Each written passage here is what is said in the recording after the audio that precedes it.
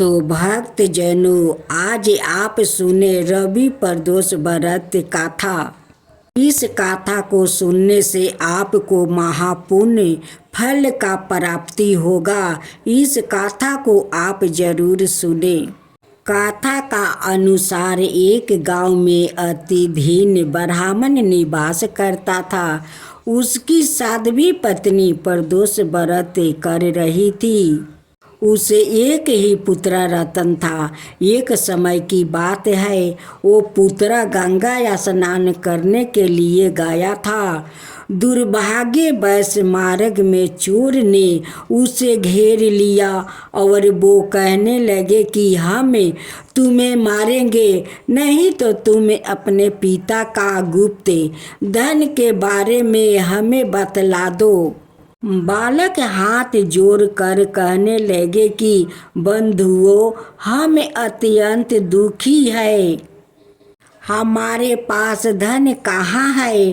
तब चोर ने कहा कि तेरे इस पोटली में क्या बांधा है।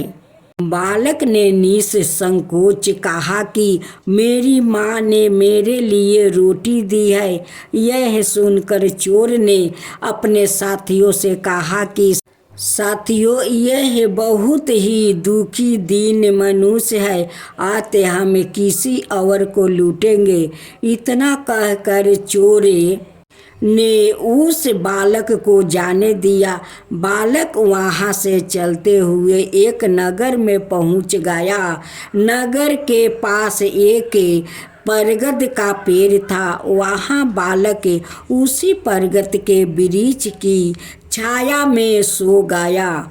उसी समय उस नगर के सिपाही चोरों को खोजते हुए उस बरगद के वृक्ष के पास पहुंचा और बालक को चोर समझकर बंदी बना लिया और राजा के पास ले गया। राजा ने उसे कारावास में बंद करने का आदेश दे दिया।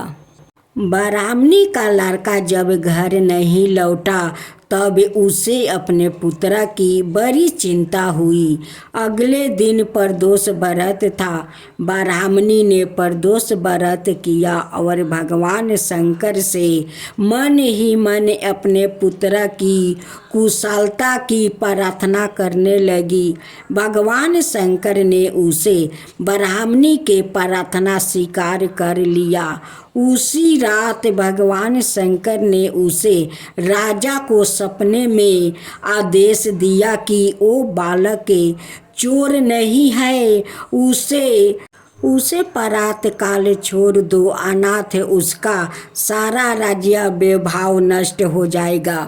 प्रातः काल राजा ने शिव जी की आज्ञा अनुसार उस बालक को कारावास से मुक्त कर दिया। बालक ने अपनी सारी कहानी राजा को सुनाई। सारा वृत्तांत सुनकर राजा ने अपने सिपाहियों को उस बालक के घर भेजा और उसके माता पिता को राज दरबार में बुलवाया। उसके माता पिता बहुत ही भयभीत थे। राजा ने उन्हें भयभीत देखकर कहा कि आप भयभीत ना हो, आपका बालक निर्दोष है। राजा ने ब्राह्मण को 5 गांव दान में दे दिया, जिससे कि वो सुखपूर्वक अपना जीवन व्यतीत कर सके।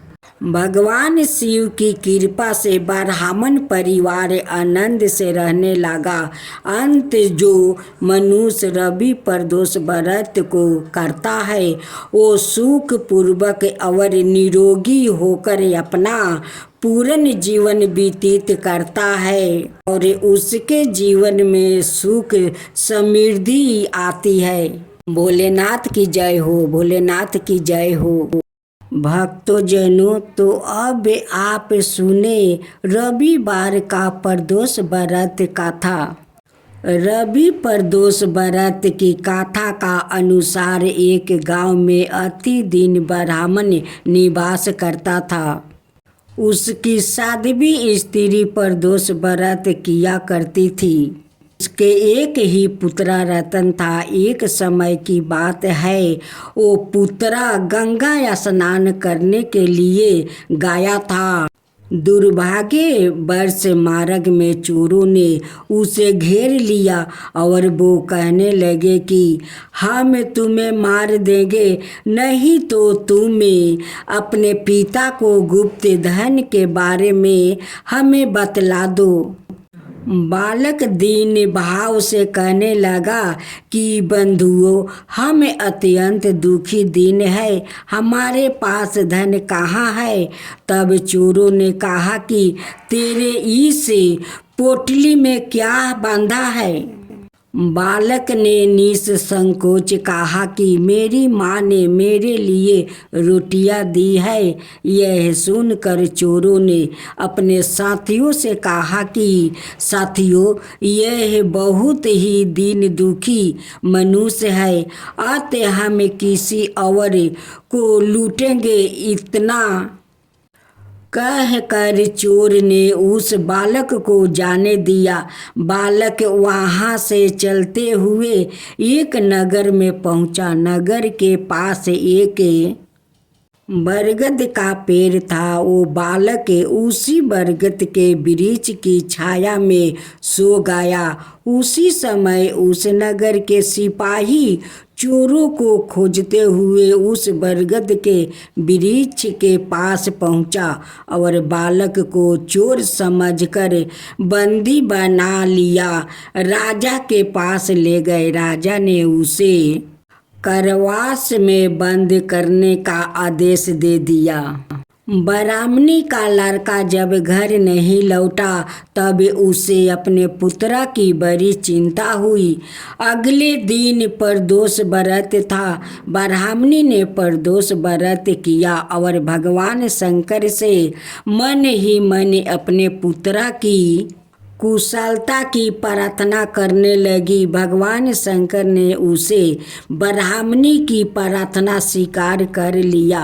उसी रात भगवान शंकर ने उसे राजा को सपने में आदेश दिया कि वो बालक चोर नहीं है, उसे प्रात काल छोड़ दे, अनाथ उसका सारा रजिया वैभव नष्ट हो जाएगा।